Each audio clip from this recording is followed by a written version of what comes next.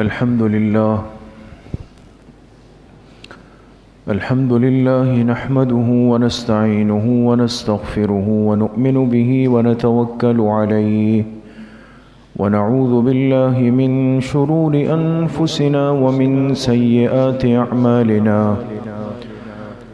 من يهده الله فلا مضل له ومن يضلل فلا هادي له ونشهد أن لا إله إلا الله وحده لا شريك له ونشهد أن سيدنا وسندنا ونبينا ومولانا محمدا عبده ورسوله صلى الله تعالى عليه وعلى آله وأصحابه أجمعين أما بعد فأعوذ بالله من الشيطان الرجيم بسم الله الرحمن الرحيم إنما يخشى الله من عباده العلماء وقال رسول الله صلى الله عليه وسلم إن العلماء ورثة الأنبياء وإن الأنبياء لم يورثوا دينارا ولا درهما وإنما ورثوا العلم فمن أخذه أخذ بحظ وافر صدق الله وصدق رسوله النبي الكريم ونحن على ذلك لمن الشاهدين والشاكرين والحمد لله رب العالمين. درود شریف پڑھ لیں. اللهم صل على محمد وعلى آل محمد كما صليت على إبراهيم وعلى آل إبراهيم إنك حميد مجيد. اللهم بارك على محمد وعلى آل محمد كما باركت على إبراهيم وعلى آل إبراهيم إنك حميد مجيد. میرے محترم دوستوں، بھائیوں اور بزرگوں، اللہ سبحانہ و تعالی نے اس امت پر یہ ایک خاص کرم فرمایا ہے کہ انبیاء علیہم السلام کا جو پاکیزہ اور بابرکت سلسلہ ہے اور جو اپنے اختتام کو پہنچا جناب رسول اللہ صلی اللہ علیہ وسلم پر پہنچ کر اور آپ کو خاتم الانبیاء کا مقام دیا گیا. آپ کے بعد کسی نئے نبی کا، کسی نئے رسول کا، کسی نئے پیغمبر کا تصور اللہ کی طرف سے ختم کر دیا گیا. اب قیامت تک کے لیے جو نبوت ہے وہ سلسلہ جناب رسول اللہ صلی اللہ علیہ وسلم کے پاس ہے. اب نئی نبوت نہیں آ سکتی. لیکن اس آخری امت نے چونکہ قیامت تک چلنا ہے، اور قیامت تک کتنا عرصہ باقی ہے، کتنی صدیاں باقی ہے، کتنے سال باقی ہے، یہ علم اللہ نے کلی طور پہ اپنے پاس رکھا، کسی پر اس کو ظاہر نہیں فرمایا. اس لیے حدیث پاک میں آتا ہے کہ جب جبرائیل علیہ السلام ایک انسانی شکل میں ایک طالب علم بن کر حضور کی خدمت میں آئے، یہ بڑی مشہور حدیث ہے جس کو حدیث کے ذخیرے میں حدیث جبریل کہتے ہیں. حدیث جبریل، حدیث جبریل کا مطلب یہ ہے کہ یہ وہ حدیث ہے کہ جس کے اندر حضرت جبرائیل علیہ السلام جو فرشتوں کے سردار ہیں، انہوں نے ایک انسانی شکل اختیار کی اور پھر انسانوں میں ایک طالب علم کی، ایک طالب علم بن کر حضور کی مجلس میں آئے، سفید لباس میں، سفید کپڑوں میں، سیاہ رنگ کے بالوں میں. بڑی ایک گہری اور علمی حدیث ہے، اور اس کو حدیث جبریل کہتے ہیں اس لیے کہ سارا واقعہ جبریل علیہ السلام کا ہے. تو جب حضور علیہ السلام کی مجلس میں بیٹھ گئے، بالکل قریب آئے، اتنے قریب آئے فَأَسْنَدَ رُكْبَتَيْهِ إِلَى رُكْبَتَيْهِ، صحابی فرماتے ہیں اتنا قریب آئے کہ اپنے گھٹنے لا کر حضور علیہ السلام کے مبارک گھٹنوں کے ساتھ جوڑ دیے. اور ایسا کون کر سکتا ہے جو بالکل بے تکلف مانوس ہونا. لیکن آدمی نیا ہے، کسی نے پہلے دیکھا نہیں۔ صحابہ بڑے حیران ہیں کہ ایک اجنبی آدمی جو کبھی پہلے مدینہ میں نظر نہیں آیا، باہر سے آیا ہوا، اور چلتے چلتے آیا، ہم حضور کے قریب نہیں جا سکتے ہیبت اور خوف سے، حیا سے، وہ اتنا قریب بیٹھ گیا۔ قریب بیٹھنے کے بعد اس نے اپنے ہاتھ آپ کے زانو مبارک پہ رکھے آنے والے، اور پھر مختلف سوالات کیے۔ یہ جو سوال و جواب کا سلسلہ ہے، بڑی لمبی حدیث ہے۔ اس حدیث کو حدیث جبریل کہتے ہیں۔ تو اس میں ایک سوال حضرت جبریل علیہ السلام نے طالب علمانہ شکل بنا کر یہ کیا کہ متی الساعہ، کہ میں آپ سے ایک سوال یہ پوچھتا ہوں کہ قیامت کب آئے گی؟ حضور علیہ السلام سے پوچھا تو آپ نے فرمایا، حالانکہ پیچھے بھی سوالات کیے تھے مختلف، مل ایمان و مل اسلام و مل احسان و، لیکن چوتھا سوال جب کیا نا کہ قیامت کب آئے گی، تو آپ علیہ السلام نے جواب میں فرمایا، مل مسئول عنہا بأعلم من السائل، جس سے یہ سوال پوچھا جا رہا ہے۔ سوال کس سے پوچھا جا رہا تھا؟ حضور علیہ السلام سے نا۔ آپ نے تعبیر یہ فرمائی کہ جس سے سوال پوچھا جا رہا ہے وہ اس کا جواب پوچھنے والے سے زیادہ نہیں جانتا، یعنی جس طرح آپ کو نہیں پتا، مجھے بھی اس کا علم نہیں دیا گیا کہ قیامت کب آئے گی۔ تو عرض یہ کرنا ہے کہ اللہ پاک نے قیامت کا یقینی اور حتمی علم اپنے پاس رکھا ہے، وہ کسی کو نہیں دیا۔ لیکن اب اس امت نے تو چلنا ہے، آخری امت ہے، آخری پیغمبر کی امت ہے، آخری کتاب ان کو ملی ہے، تو یہ دین حنیف، دین اسلام، دین حق قیامت تک چل رہا ہے۔ تو اب اس امت کی رہنمائی کون کرے گا؟ ان کے معاملات کو، ان کے شرعی مسائل کو، ان کی مشکلات کو حل کرنے کا طریقہ کیا ہے؟ تو آپ علیہ السلام نے اس کی وضاحت فرمائی کہ جہاں مجھے اللہ نے بہت ساری خصوصیات دی ہیں، وہاں ایک خصوصیت یہ بھی ہے کہ اللہ پاک نے میری امت کے علماء کو میرا وارث بنا دیا۔ ان العلماء ورثۃ الانبیاء، کہ بے شک اس امت کے جو علماء ہیں، علماء سے مراد علماء ربانیین ہے، علماء حق ہیں، فرمائے وہ اس دین کے وارث ہیں، وہ امت کو لے کر چلیں گے۔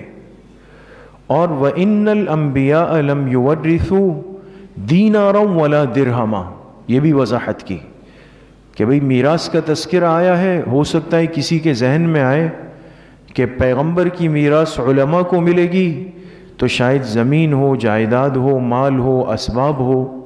فرمایا نہیں، ان الانبیاء لم یورثوا دینارا ولا درہما، انبیاء کبھی بھی درہم اور دینار کو میراث میں چھوڑ کے نہیں جاتے۔ یہ بات صاف ہے، یہ امت کا اجماعی عقیدہ ہے کہ کسی بھی پیغمبر کی میراث مال نہیں ہوتی، مال نہیں ہوتی، یہ امت مسلمہ کا عقیدہ نہیں ہے۔ تو ابتدائی پیغمبر حضرت آدم علیہ السلام سے لے کر خاتم الانبیاء سرکار دو عالم صلی اللہ علیہ وسلم تک کسی پیغمبر کی میراث درہم، دینار، مال و اسباب نہیں ہے۔ پھر کیا ہے؟ فرمائے انما ورثوا العلم، پیغمبر اپنی میراث میں علم چھوڑ کے جاتے ہیں، جو اللہ نے ان کو علم دیا ہوتا ہے وہ علم وہ چھوڑ کے چلے جاتے ہیں، اور یہ علم کی میراث اس امت کے علماء کو ملتی ہے۔ فمن اخذہ اخذ بحظ وافر، لہذا اس امت میں سے جو علم کی میراث کو لینا چاہے گا، علم کی میراث کو لے گا تو اخذ بحظ وافر، اس کو علم کا بہت بڑا حصہ مل جائے گا، چونکہ پیغمبر کامل ہے، اللہ نے جو نعمتیں آپ کو دی وہ کامل ہے، لہذا جو اس علم کو لینا چاہے گا تو اللہ اس علم کا بھی بڑا حصہ اس کو دے دیں گے، معمولی نہیں ملے گا اس کو۔ تو اس سے میرے عزیز و دوستوں، بزرگوں، یہ بات بالکل صاف ہو گئی کہ یہ امت دین کے راستے پر صحیح رخ پہ اسی وقت تک چلے گی جب یہ انبیاء کے ورثہ کی اتباع کرے گی۔ اب ہم اس بات کے مکلف اور پابند ہیں دوستو، قیامت تک اس امت کے پاس اب نجات کا صحیح راستہ یہی ہے کہ جو علماء امت ہے، علماء ربانیین ہے، ہم ان کی اتباع اور ان کی پیروکاری کریں اور ان کے پیچھے چلیں، اس لیے کہ ان کے پاس پیغمبر علیہ الصلوۃ والسلام کی میراث جو علم کی شکل میں ہے وہ ان کو دے دی گئی ہے، وہ ان کے پاس ہے، ہم اس کے مکلف اور پابند ہیں۔ اسی لیے علماء نے لکھا ہے کہ یہ انسان اس دنیا میں پیدائش سے لے کر موت تک اہل علم کا محتاج ہے۔ زندگی کا کوئی مرحلہ ایسا نہیں ہے کہ جس میں مجھے کسی عالم کے علم کی ضرورت نہیں ہے۔ پیدا ہو جائے تو مجھے ضرورت ہے کہ میرے اس بچے کے کان میں کوئی آذان دے جو آذان دے سکتا ہو، اقامت دے جو اقامت دے سکتا ہو۔ پھر مجھے بچے کا عقیقہ کرنا ہے تو وہ عالم مجھے عقیقے کا مسئلہ سمجھا سکتا ہو۔ مجھے اس کا نام رکھنا ہے تو وہ مجھے کوئی صحیح شرعی مناسب نام بتا سکتا ہو۔ یہاں سے دیکھیں ایک سلسلہ جڑ جاتا ہے۔ اب جیسے جیسے معاملات آگے چلیں گے انسان کی ضرورت اہل علم سے جڑتی ہوئی چلی جاتی، پھر ایک دن اس کا نکاح ہے، پھر اس کی ضرورت پڑے گی، پھر ایک دن اس کا جنازہ ہے، پھر اس کی ضرورت پڑے گی، پھر اس کو قبر میں اتاریں گے، پھر عالم کی ضرورت پڑے گی، پھر قبر کی تدفین کے بعد قبر پہ کیسے جانا ہے، ایصال ثواب کیسے کرنا ہے، پھر عالم کی ضرورت پڑے گی، مرنے والے کی میراث کا سوال اٹھے گا، پھر عالم کی ضرورت پڑے گی۔ پھر آگے علماء فرماتے ہیں یہ تو اس دنیا کا معاملہ ہو گیا، ہم اس کو قبر میں حوالے کر کے آ گئے، لیکن جب میدان محشر لگے گا، قیامت کا میدان قائم ہوگا، اس وقت بھی اس امت کو ضرورت پڑے گی علماء کی۔ وہاں بھی ہم ان سے مستثنی اور مستغنی نہیں ہو سکتے دوستو، وہاں بھی علماء کے محتاج ہیں۔ وہ کیسے؟ حدیث پاک میں آتا ہے کہ جب میدان محشر قائم ہوگا اور سب مردوں کو ان کی قبروں سے اٹھا کر اللہ پاک میدان مزید میں جمع کریں گے، محشر کا میدان قائم ہوگا اور پوری انسانیت پریشانی کے عالم میں ہوگی، اللہ کا غضب، غصہ، جلال عروج پر ہوگا، یہ ساری کیفیت ہوگی اور گرمی کی شدت ہوگی، عرش کے سائے کے علاوہ کوئی سایہ نہیں ہوگا، تو لوگ اتنا پریشان ہوں گے کہ بس ابھی حساب ہو، اور یہاں تک الفاظ ہیں کہ یہ انسان کہے گا کہ اگر مجھے جہنم بھیجنا ہو جہنم بھیج دے، لیکن یہاں سے مجھے چھوٹ جائے۔ یہ کیفیت ہے، اللہ ہم پہ رحم فرمائے اور عرش کا سایہ نصیب فرمائے۔ اب کیا کریں؟ کچھ سمجھ نہیں آئے گا، حل سمجھ نہیں آئے گا کہ بھئی اللہ سے فریاد کریں، درخواست کریں تو کیسے کریں، کسی میں ہمت نہیں ہے۔ تو کچھ لوگ کہیں گے کہ بھئی دنیا میں اگر کوئی پریشانی آتی تھی تو ہم علماء کے پاس جاتے تھے، وہ مسئلہ بتاتے تھے، مسئلہ حل ہوتا تھا، چلو آج پھر ان سے جا کے پوچھتے ہیں۔ دیکھیں تو یہ انسانیت علماء کے پاس آئے گی، ان سے کہے گی کہ اب کیا کریں، اتنی گرمی ہے، اللہ کا غصہ ہے، جلال ہے، اللہ حساب کتاب شروع نہیں فرما رہے، اس کا حل بتائیں۔ تو علماء فرمائیں گے کہ بھئی اس کا حل جو ہم نے اپنے علم کے ذریعے سے، علم نبوت سے حاصل کیا، وہ ہمیں یہی پڑھایا گیا تھا کہ قیامت کے دن جب یہ کیفیت آئے گی تو اس انسان کو اللہ کی طرف رجوع کرنے کا واحد ذریعہ وہ اللہ کے پیغمبر ہوں گے۔ لہٰذا اگر ہم یہ چاہتے ہیں کہ اللہ حساب کتاب شروع کریں تو ہمیں پیغمبروں کے پاس جانا پڑے گا۔ تو اب وہ حدیث تو لمبی ہے، لیکن علماء نے لکھا کہ دیکھیں اس سے ثابت ہوا کہ یہ امت قیامت کے میدان میں بھی علماء سے مستغنی نہیں ہو سکتی، ہمیں وہاں بھی ضرورت ہے۔ تو آج اس بات کا یقین دلوں میں راسخ ہو کہ یہ امت انبیاء کے ورثہ کے بغیر دین کے راستے پر نہیں چل سکتی۔ ہمیں علماء حق کی، علماء ربانیین کی اور علماء مقبولین کی بڑی ضرورت ہے۔ یہ بات اس لیے عرض کر رہا ہوں کہ آپ حضرات تقریباً روز سنتے ہیں کہ ہمارے اکابر میں سے ایک ایک رخصت ہو رہے۔ روز جب ہم صبح فجر سے جاتے ہیں ایک میسج لگا ہوا ہوتا ہے کہ آج فلاں عالم چلے گئے، گزر گئے، آج فلاں عالم چلے گئے۔ صرف ان چند مہینوں میں ہمارے ساتھیوں نے ایک لسٹ بنائی ہے کہ ان چند مہینوں کے اندر پاکستان کے بڑے بڑے 56 اکابر چلے گئے۔ 56 اکابر علماء۔ یہ ایک عام علماء کی بات نہیں ہو رہی دوستو، یہ وہ تھے جو امت کو سنبھالنے پہ قادر تھے، جو باطل سے ٹکرانے والے لوگ تھے، حق بات کو بلا خوف اور بلا لومۃ لائم، کسی ملامت گر کی ملامت کی پرواہ کیے بغیر بولنے والے تھے۔ کیا وجہ ہے کہ ایک ایسا سال آیا کہ ہر ہفتے، ہر 2 دن بعد، 3 دن بعد، 4 دن بعد ایک اکابر، ایک علماء کی رخصتی ہو رہی ہے، کبھی یہاں سے اطلاع ہے، کبھی وہاں سے اطلاع ہے۔ اہل علم اکابر کا اتنی تیزی سے رخصت ہونا اتفاقیات نہیں ہیں، یقین کر لیں۔ آج اس بات کو سمجھ کے اٹھیں۔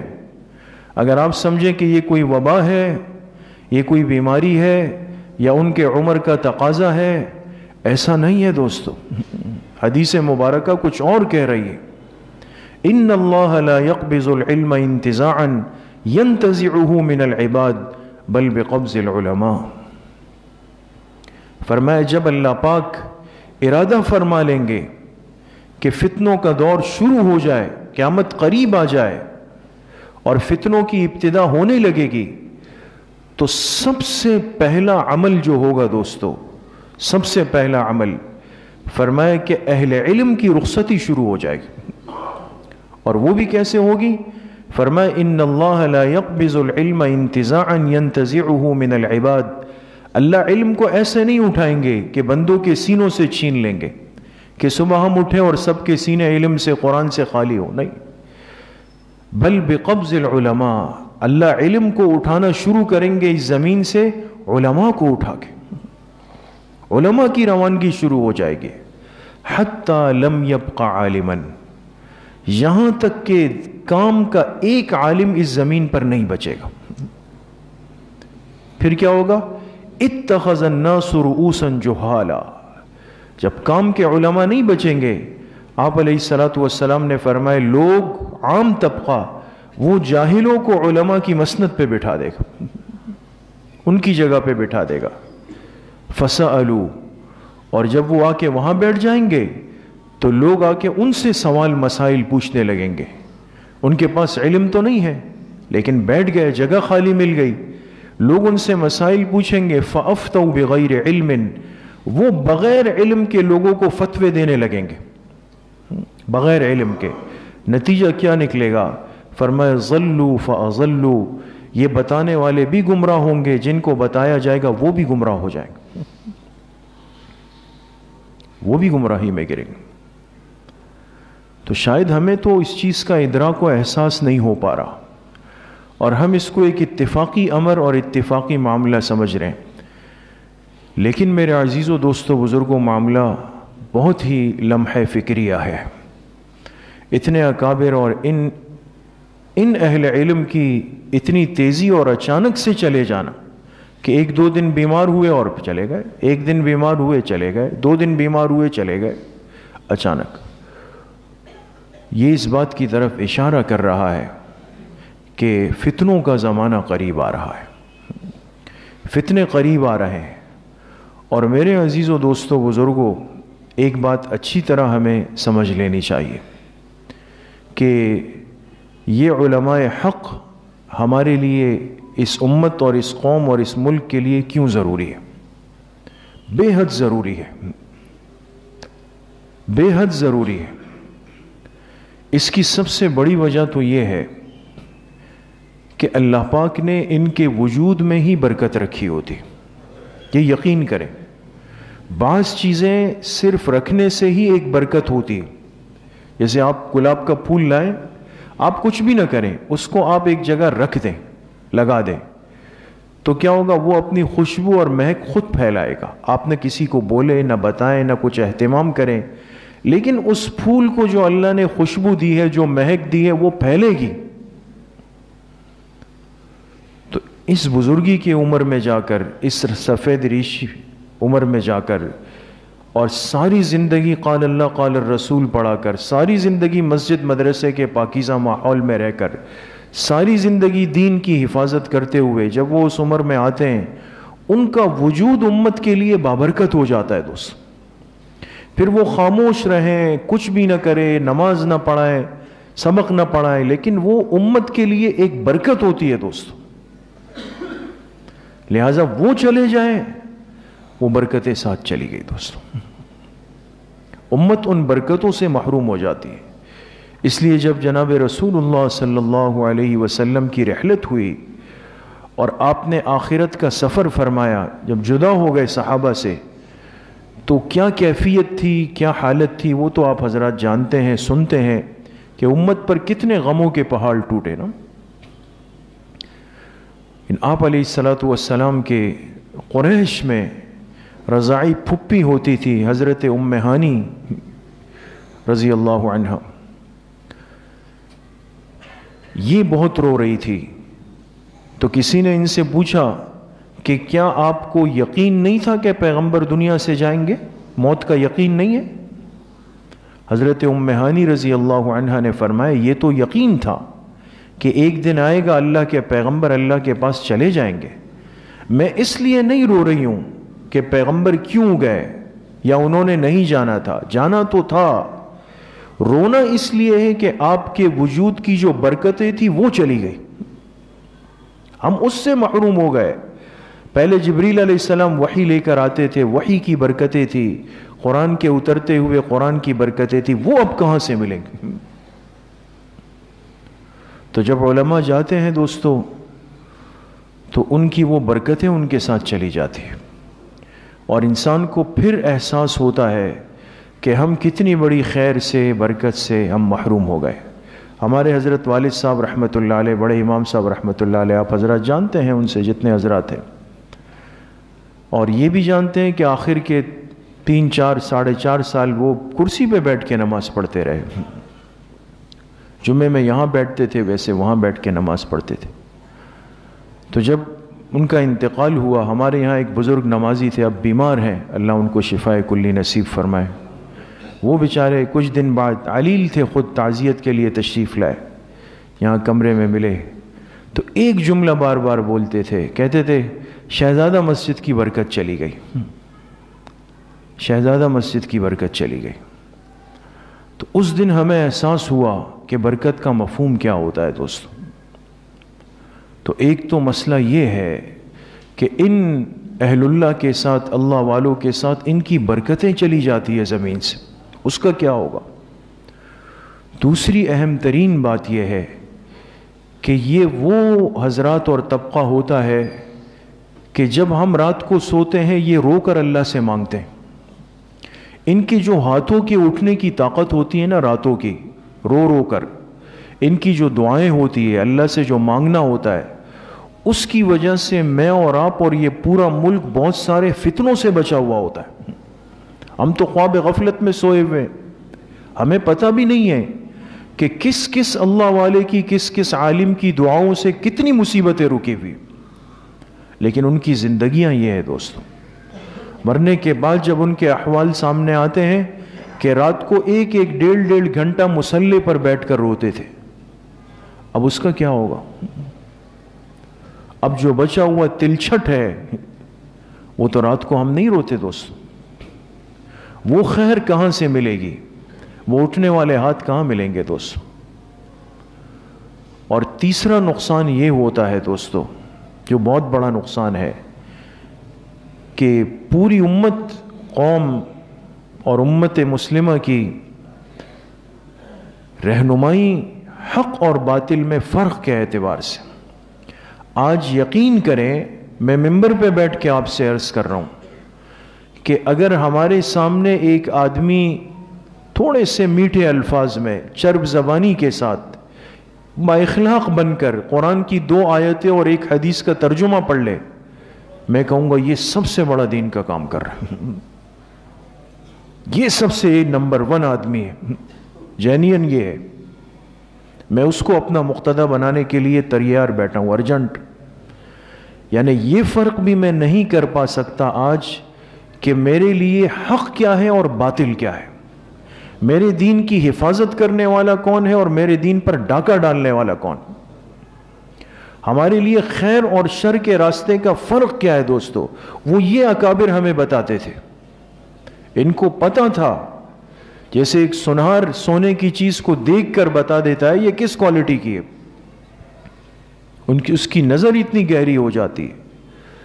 ہم تو ظاہر پرست لوگ ہیں، چہرے کو دیکھ کر، حلیے کو دیکھ کر، لفاظی کو دیکھ کر، چال ڈھال کو دیکھ کر، جبے قبے کو دیکھ کر متاثر ہو جاتے ہیں اور کہتے ہیں بھئی وہ کیسے، تو بڑا اچھا آدمی ہے، بڑا دین کا آدمی ہے۔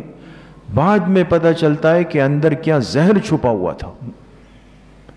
اس لیے میرے عزیزو دوستو بزرگو، باطل اور فرق باطلہ کی پہچان کرنا ہر کس و ناکس کا کام نہیں ہے، یہ یقین کریں۔ یہ جو آج ہم سکون سے مسجدوں میں بیٹھ کے نمازیں پڑھ رہے ہیں، آذانیں سن رہے ہیں، اعمال کر رہے ہیں، سارے معمولات اور معاملات میں لگے ہوئے ہیں، اس لیے کہ ان اکابر نے ہمیں حق اور باطل کا فرق بتایا ہوا ہے کہ بھئی اس سے بچنا ہے، اس کے ساتھ رہنا ہے، اس کی کتاب پڑھنی ہے، اس کی کتاب نہیں پڑھنی ہے، یہ تمہارے لیے خیر ہے، یہ تمہارے لیے شر ہے۔ جانے والے علماء میں نے عرض کیا معمولی لوگ نہیں جا رہے، وہ حضرات جا رہے ہیں جو ہمیں حق اور باطل کا فرق بتانے والے تھے، اب پیچھے کوئی نظر نہیں آتا۔ تو اس نقصان کی تلافی کب ہوگی، کیسے ہوگی، اس کا طریقہ کیا ہوگا، یہ ساری چیزیں وہ ہیں جو ذہنی طور پر ایک سلیم الفطرت مسلمان کو آج پریشان کر رہی ہے۔ ہم تو فری ٹینشن بیٹھے ہوئے ہیں کہ چلے جی جائیں گے جنازے میں شرکت کر لیں گے اور وہاں جو ہے ذرا ایک سیلفی اپنی بنا لیں گے کہ آج فلاں حضرت کے جنازے میں، فلاں حضرت کے جنازے میں، فلاں حضرت۔ ہم نے اپنے لیے ایک یہ مذاق بنایا ہوا ہے، مردہ پرستی کے اندر گرے ہوئے ہیں۔ دنیا میں جب وہ زندہ ہوتے ہیں، کام کرتے ہیں، تو ان کے پیچھے میں باتیں کرتا ہوں، کبھی ان کی مجلس سے فائدہ نہیں اٹھاتا ہوں، کبھی ان کے علم سے فائدہ نہیں اٹھاتا ہوں، کبھی ان کی قدر نہیں کرتا ہوں۔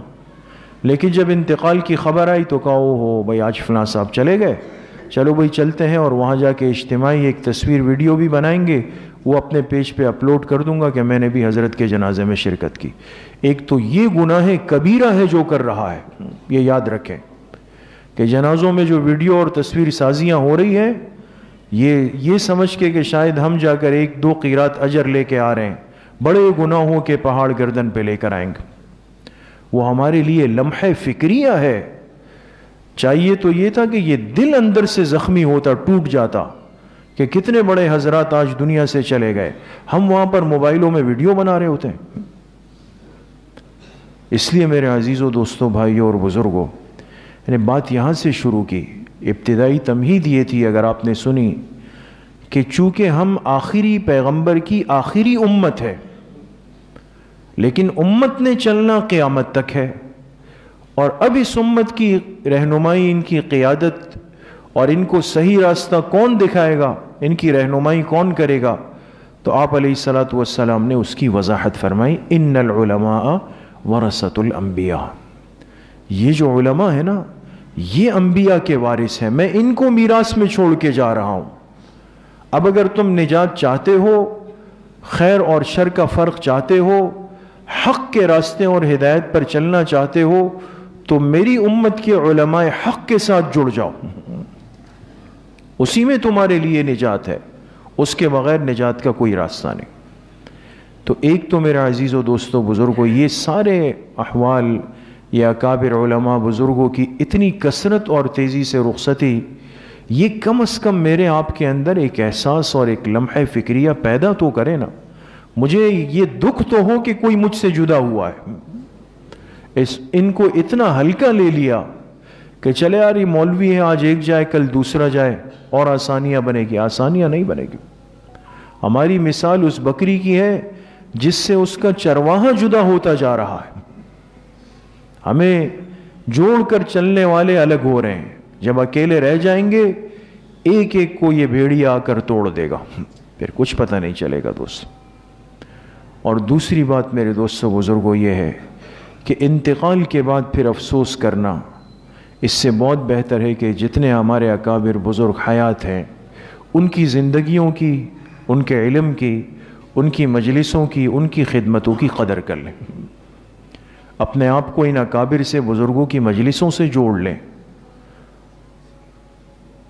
اور تیسری آخری درخواست یہ ہے کہ اپنے ان بزرگوں کے لیے, علماء کے لیے جب ہاتھ اٹھائیں دعا کریں نا, ان کو بھی یاد رکھیں.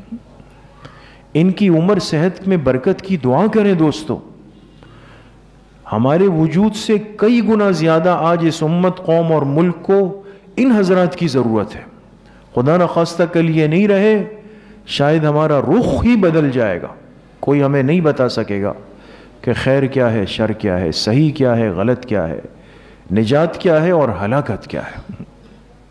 تو اس لیے اپنے ان اکابر کے لیے, بزرگوں کے لیے, علماء کے لیے, اہل حق کے لیے, اہل دعوت کے لیے, اہل دین کے لیے دعاؤں کا بھی اہتمام کریں. کوشش کریں گے انشاءاللہ. اللہ کریم مجھے بھی آپ سب کو صحیح عمل کی توفیق نصیب فرمائیں. وآخر دعوانا ان الحمد للہ رب العالمین. الحمد للہ رب العالمین والصلاة والسلام على سید الانبیاء والمرسلین سیدنا و مولانا محمد وآلہ وصحبہ اجمعین. یا اللہ یا ارحم الراحمین, ہمارے صغیرہ کبیرہ ظاہراً باطناً ہر طرح کے گناہوں کو معاف فرما دے. یا اللہ پوری امت کے گناہوں کو معاف فرما دے. حضور علیہ الصلاۃ والسلام کی صحیح اور سچی محبت نصیب فرما دے. پوری زندگی اتباع سنت میں گزارنے کی توفیق نصیب فرما دے. جتنے بیمار گھروں میں ہیں, اسپتالوں میں ہیں, یا اللہ سب کو شفائے کامل عاجل نصیب فرما دے. جتنے پریشان حال ہے سب کی پریشانیوں کو ختم فرما دے. جتنے مرحومین مرحومات دنیا سے چلے گئے, یا اللہ سب کی مغفرت فرما دے. ہم سب کا خاتمہ بالایمان و بالخیر نصیب فرما دے. ہماری دعاؤں کو اپنے فضل و کرم سے, فضل و رحمت سے اپنی بارگاہ میں قبول اور منظور فرما دے. صلی اللہ وسلم علی نبینا محمد وآلہ وصحبہ اجمعین برحمتک.